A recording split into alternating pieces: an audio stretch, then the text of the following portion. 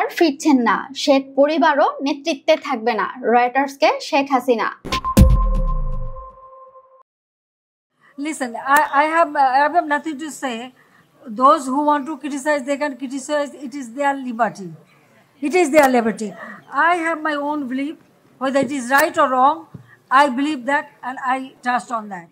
শেখ হাসিনা এতদিন পর্যন্ত শুধু সামাজিক মাধ্যমে অডিওতে বক্তব্য দেওয়ার মধ্যেই তার কার্যক্রম সীমিত রেখেছিলেন। তবে এখন তাকে আরো বৃহত্তর পরিসরে কথা বলার সুযোগ করে দিয়েছে ভারত।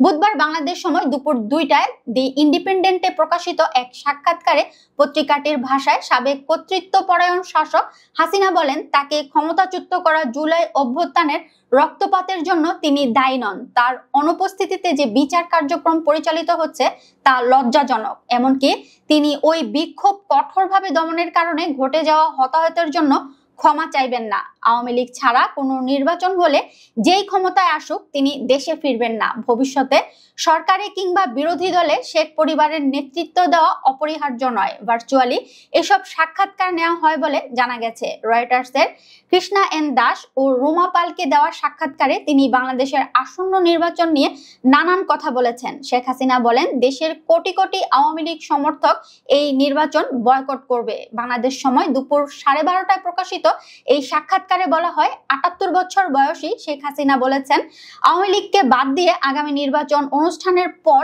যে দলই ক্ষমতায় আসুক না কেন তিনি দেশে ফিরবেন না, তিনি ভারতেই থেকে যাবেন। যুক্তরাজ্য ভিত্তিক দুটি সংবাদ মাধ্যম রয়টার্স ও দি ইন্ডিপেন্ডেন্ট এবং ফ্রান্স ভিত্তিক এএফপি কে দেওয়া এসব সাক্ষাৎকারে তিনি স্পষ্ট ভাষায় জানিয়ে দেন, জুলাই গণহত্যার জন্য তার ক্ষমা চাওয়ার প্রশ্নই আসে না। শেখ হাসিনার সামনে ফাঁসির রজ্জু ঝুলছে। জুলাই গণহত্যায় তার সরাসরি নির্দেশনা ও সম্পৃক্ততার সাক্ষ্য প্রমাণ এখন আন্তর্জাতিক অপরাধ ট্রাইব্যুনালের হাতে। ইতোমধ্যে শুনানি ও যুক্তিতর্ক উপস্থাপন শেষ হয়েছে। আগামী 13ই নভেম্বর ঠিক হবে কবে শেখ হাসিনার বিরুদ্ধে কি রায় হবে। এদিকে শেখ হাসিনার এসব সাক্ষাৎকার নিয়ে প্রতিক্রিয়া জানিয়েছেন প্রধান উপদেষ্টার প্রেস সচিব শফিকুল আলম। বুধবার তিনি সাংবাদিকদের প্রশ্নের জবাবে বলেন, শেখ হাসিনার সাক্ষাৎকার প্রচারের ক্ষেত্রে আন্তর্জাতিক অপরাধ আদালতে তার খুনের বিষয়ে উপস্থাপিত তথ্য প্রমাণ, জাতিসংঘ ও আল জাজিরার প্রতিবেদনে তার গুম খুনের যে তথ্য প্রকাশিত হয়েছে সেগুলো মাথায় রাখতে হবে। 2024-এর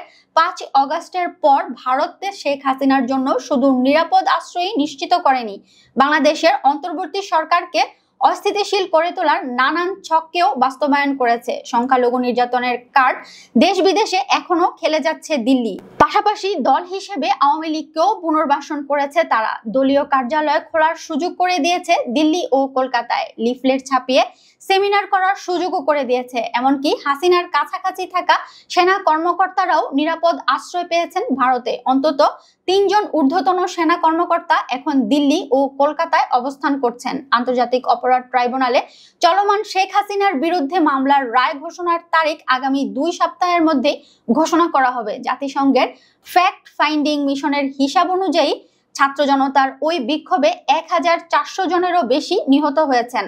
তবে অভ্যুত্থানে নিহত ও তাদের পরিবারের জন্য তিনি সহানুভূতিশীল, শোকাভিভূত।